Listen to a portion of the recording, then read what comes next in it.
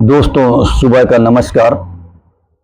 सभी भाई बहनों के मैं उज्जवल भविष्य की कामना करता हूं और आशा करता हूं कि मेरे सभी भाई बहन स्वस्थ होंगे और अच्छे होंगे। मैं अरविंद कुमार यादव एक बार फिर एक ऐसे जटिल मुद्दे पर आप लोगों के साथ चर्चा करना चाहता हूं जिसका हमारे जीवन में बहुत बड़ा महत्व है। महत्व क्यों है दोस्तों, ये चीजें सोचने लायक हैं।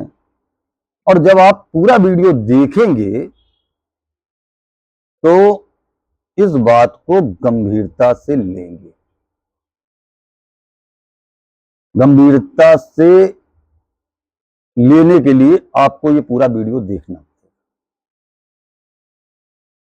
तो दोस्तों, आइए हम लोग मिलकर चर्चा करते हैं, क्योंकि हमारे बच्चों से जुड़ा है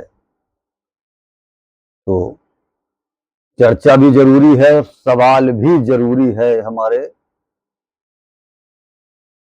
सत्ता में बैठे उन लोगों से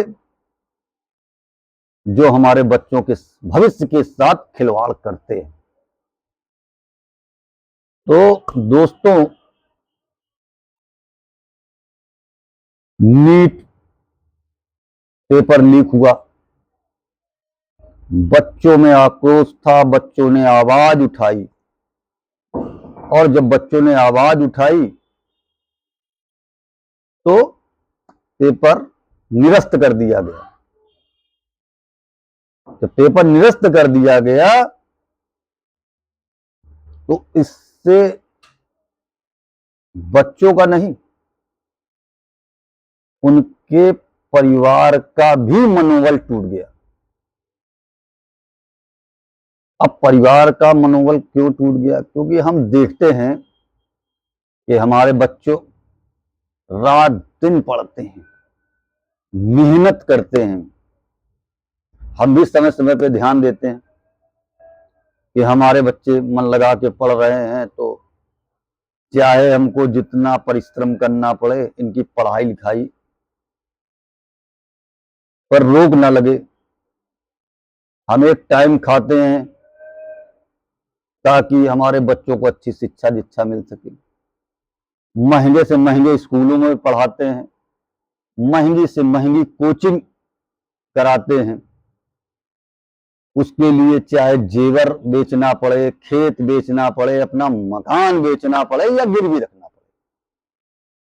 हम अपने बच्चों का उज्जवल भविष्य की कामना करते हैं, ईश्वर से भी करते हैं, और ये भी सोचते हैं कि यार जो हालात मेरे हैं, मेरे बच्चों के ना हो।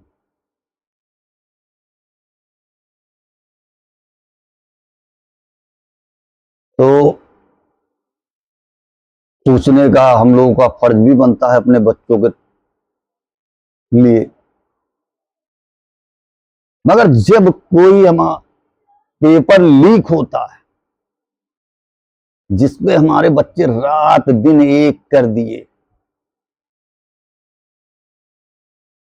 कोचिंग सेंटर में भी पढ़ रहे हैं, बच्चे भी जानते हैं हमारे माँ बाप कैसे इस पैसे की व्यवस्था कर रहे हैं। कल का भविष्य है हमारे बच्चे, देश का भविष्य है। अब दोस्तों, मुझको समझ में ही नहीं आ रहा है एक चीज कि जिस ऑर्गेनाइजेशन को गवर्नमेंट ठेका देती है कि आपको ये पेपर कराना है, और जब वो पेपर लीक होता है तो उसी एजेंसी को दोबारा क्यों फिर ठेका दे दिया जाता है कि नहीं आपको फिर ये पेपर कराना। कायदे से तो उस एजेंसी, उस कंपनी पे प्रतिबंध लगा देना चाहिए कि आप भविष्य में अब किसी भी पेपर को नहीं कराएंगे, आप अयोग्य हैं। मगर टेंडर मिलते हैं, कैसे मिलते हैं ये आप भी जानते हैं कि पैसा बोलता है। और भली बात जानते हैं कि सरकारी टेंडर किस प्रकार से मिलते हैं। अगर सरकारी टेंडर साधारण मिलते तो शायद एक आम आदमी को भी टोल टैक्स का टेंडर मिल गया होता, गैस एजेंसी का मिल गई होती, पेट्रोल पंप मिल गए होते, या अन्य कई ठेके इसे बड़े बड़े मिल जाते, चाहे मोहर्रम का हो या अन्य कोई भी। एक एग्जाम्पल की बात कर रहा हूं। दूसरी बिंदु मेरा दोस्तों ये है कि ये पेपर लीक कैसे होते हैं। लीक साधारण नहीं होते हैं, इसमें बड़े बड़े लोगों का पैसा लगता है और वो पेपर खरीदते हैं। खरीदने के बाद क्या करते हैं, कोचिंग सेंटरों तक वो पेपर पहुंचाया जाता है। कोचिंग सेंटर वाले उनसे अलग अलग रेट में पेपर खरीदते हैं।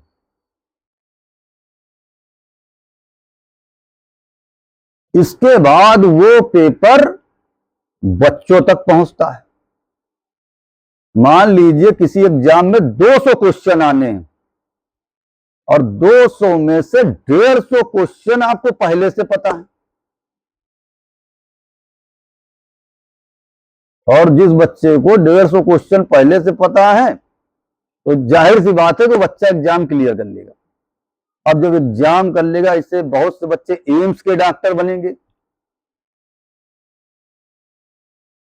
या अन्य सरकारी अस्पतालों के डॉक्टर बनेंगे या अन्य कहीं डॉक्टर बनेंगे। तो ऐसे नकलची बच्चों से हमारा इलाज कैसे उचित हो पाएगा? नहीं हो सकता ना दोस्तों।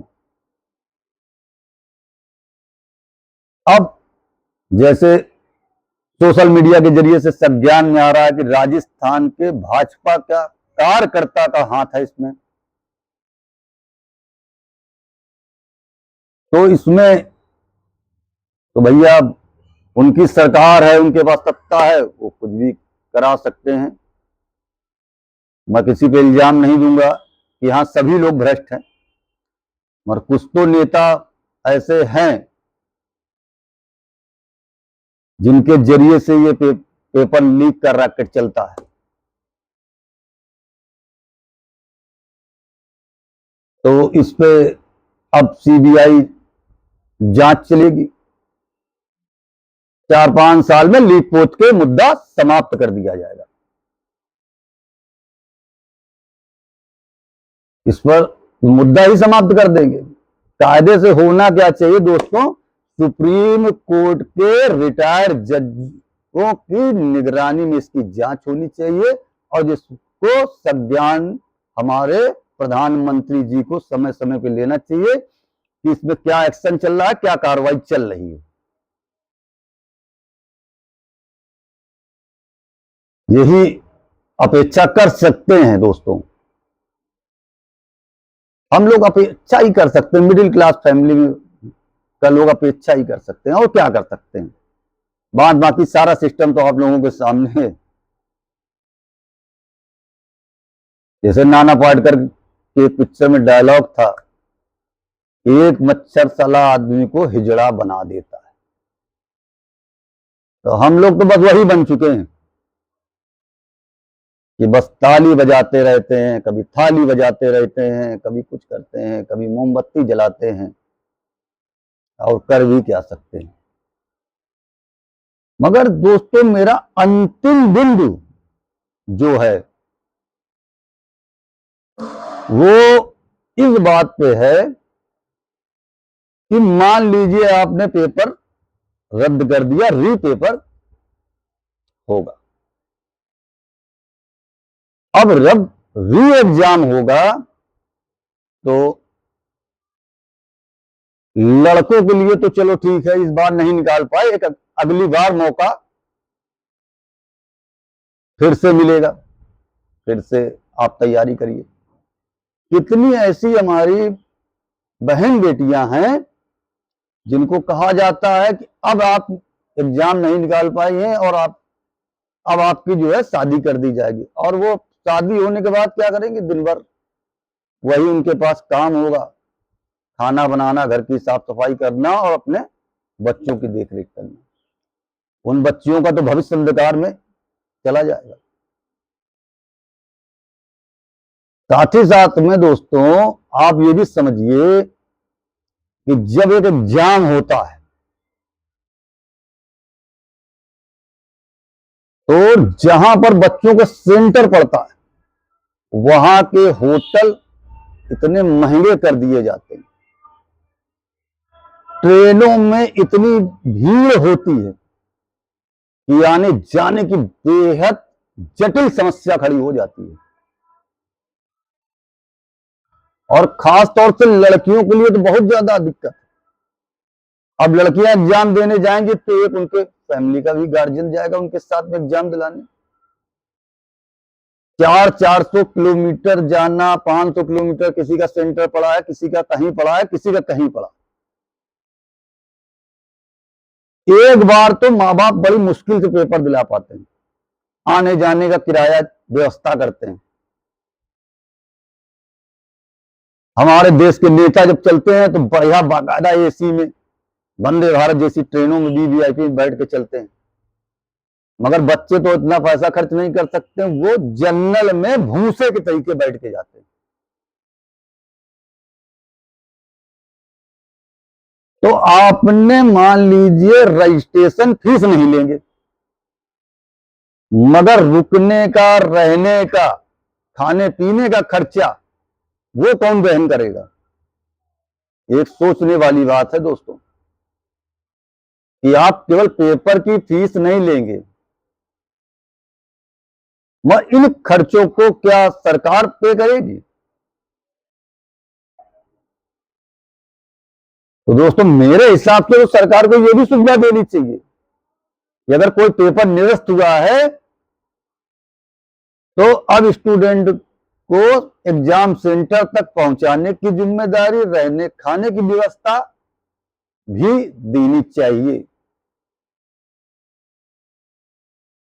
और साथ ही साथ मैं ये भी प्रधानमंत्री जी से हाथ जोड़कर विनती करूंगा, कुछ ऐसा करिए कि भविष्य में ये पेपर कभी निरस्त ना कराना पड़े आपको, बच्चों के भविष्य के साथ खिलवाड़ ना हो।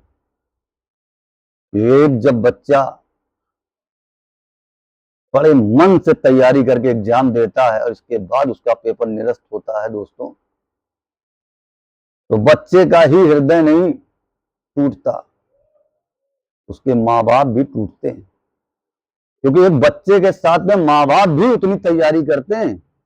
माँ बाप का श्रेय आप हटा नहीं सकते।